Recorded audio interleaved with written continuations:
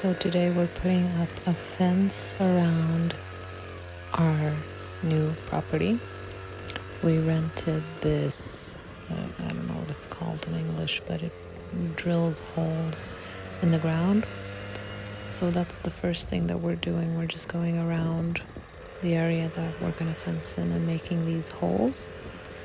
So at first, my partner was just making the holes and I was just standing around and carrying some of the fence posts to the holes after they were done. And actually the first part of digging the hole was hardest, so there was this grass that got wounded into the machine. So after a while we changed our system a little bit, so I would go before him and pre-dig a hole with a manual digger. I don't know if this machine is called a digger, but we'll call it a digger. And I have a manual digger, so I would make the first part of the hole, so all of the grass would get tangled in that digger. And then when my partner came to dig the big hole, it would be a lot easier for him to get started and it would go a lot faster. So after a while, that's what we did. And we strung up some twine just to make sure that the holes were straight. And on the first side that we started with, we didn't string up a line. So that side is the most crooked side, and the rest of the three remaining sides are actually pretty straight and looking good. So we just didn't think of doing this with the first side. So yeah, we're also kind of just bootstrapping it. So I mean, I'm happy just having some protection for the crops that I'm planning on growing here, but it's not like a professional fence. It's not, I don't think it's something that's gonna last forever. It's good for now. With the amount of time that we had and the amount of money we wanted to spend on it, it's good enough. So here you can see I'm using the manual digger just to break the ground and get rid of just the top grass, and then it would be, after that it's a lot easier for my partner to dig the hole. And we had rented this digger for just the day, and we actually got done making all the holes this day, so that was really great that we didn't have to rent it for a second day. And just to space them out, I had this board that is 1.8 meters, and so I would use that to space the holes so they're about 1.8 meters apart.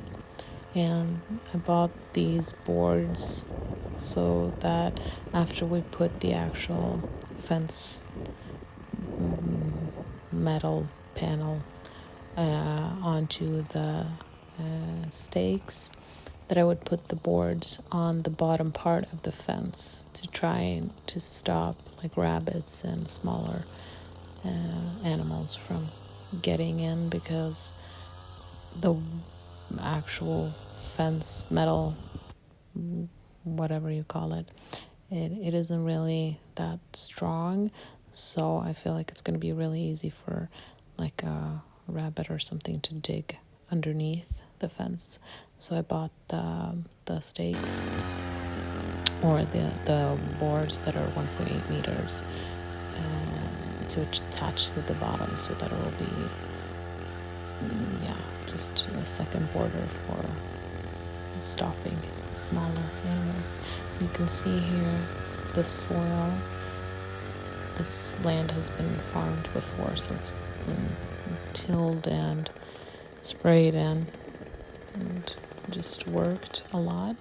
So the soil is pretty great. It's loose, but when you squeeze it together, it holds together. We didn't hit a single rock, not even a small tiny rock. It's all pretty good soil.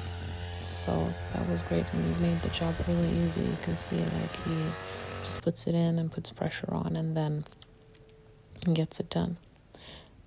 So here you can see I was just placing the fence posts along each hole, and then we started to fill the holes after we placed the stakes in. And this is actually the part that I'm regretting most about this project.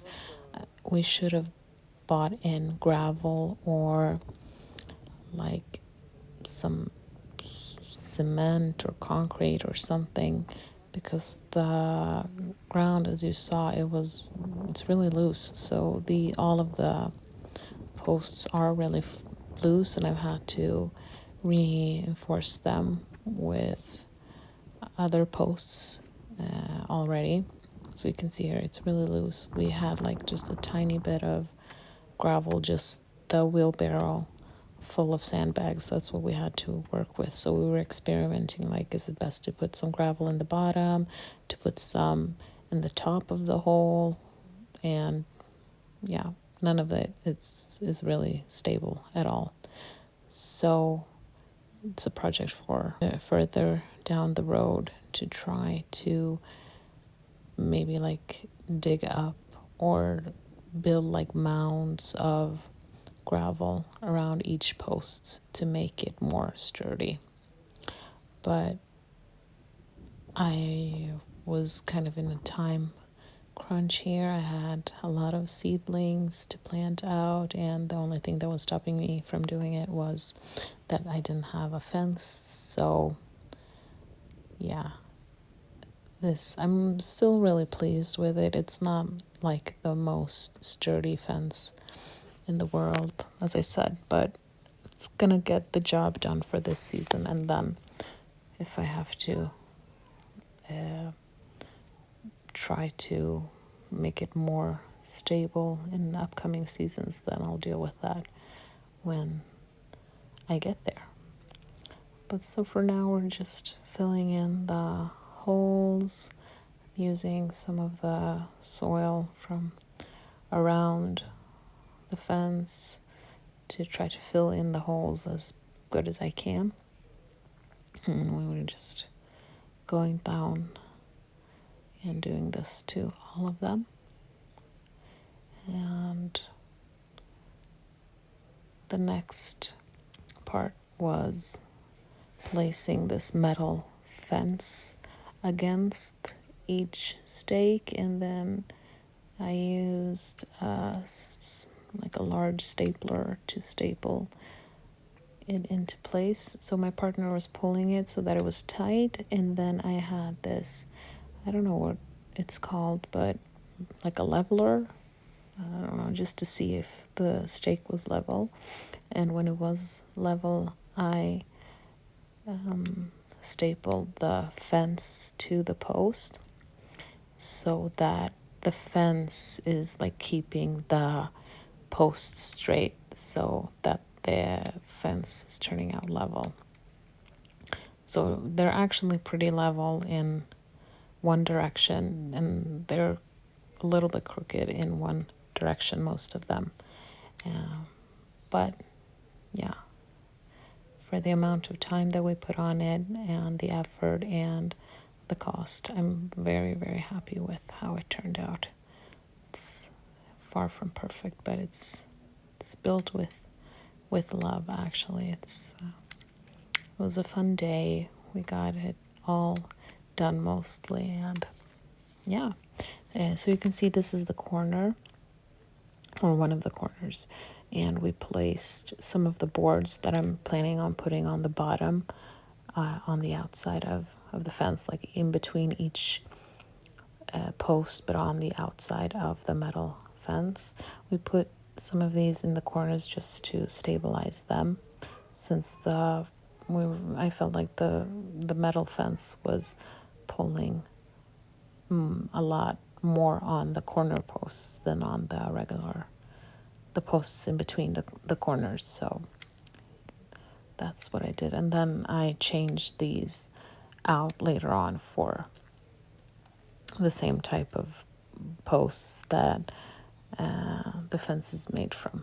So, and I'll use the temporary, the ones that are here in the corner temporarily. I'm gonna move them out and place them on the outside of the fence, just like the rest of them.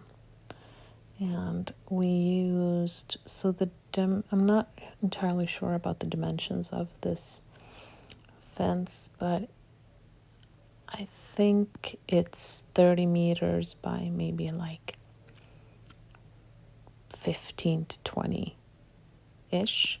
So I had to use 4 of these rolls of the metal fence and about 54 of the posts.